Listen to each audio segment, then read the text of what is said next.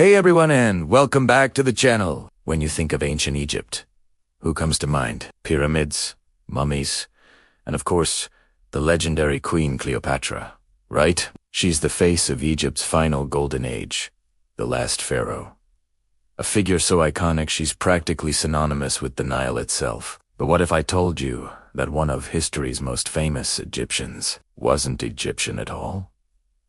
That's right. Cleopatra the Seventh, the ruler we all know from movies and history books, was actually Greek. Let's rewind the clock a bit. Go back to the 4th century BC, when Alexander the Great conquered a massive empire, including Egypt. After his death, his empire was divided among his top generals. One of them, a Macedonian Greek named Ptolemy, took control of Egypt and declared himself pharaoh, starting a new dynasty, the Ptolemaic dynasty. For nearly 300 years, this Greek family ruled Egypt. They kept their bloodline mostly pure, often marrying siblings to maintain power, a practice that was Ptolemaic, not traditionally Egyptian. They maintained their Greek language and customs, ruling from the vibrant, multicultural city of Alexandria, which was more of a Greek city on Egyptian soil. The ruling class spoke Greek, and the administration was Greek. So, where does our Cleopatra fit into all of this? She was a direct descendant of that very first Ptolemy. She was born in Alexandria, Egypt, but her family tree traced straight back to Macedonia and Greece. Ethnically, she was Greek.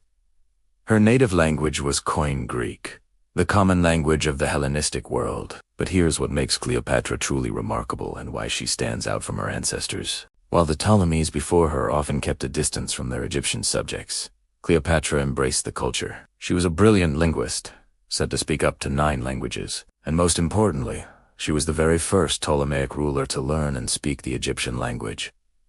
Imagine that. For centuries, her family ruled a people whose language they didn't even bother to learn. Cleopatra broke that tradition. She connected with her subjects on their own terms. She presented herself as the reincarnation of the Egyptian goddess Isis, participating in ancient religious ceremonies and wearing traditional Egyptian attire alongside her Greek royal regalia. She understood that to rule Egypt effectively, she needed to be more than just a foreign queen. She had to become an Egyptian pharaoh in spirit. So, while her blood was Greek, her heart and her political identity were deeply rooted in Egypt. She fought fiercely to protect Egypt's independence from the ever-expanding power of Rome, using her intellect, charisma, and political savvy to navigate a world of powerful men like Julius Caesar and Mark Antony. In the end, Cleopatra wasn't just a Greek queen ruling a foreign land. She was a cultural chameleon, a master politician who chose to become the embodiment of the nation she led. She was the last pharaoh,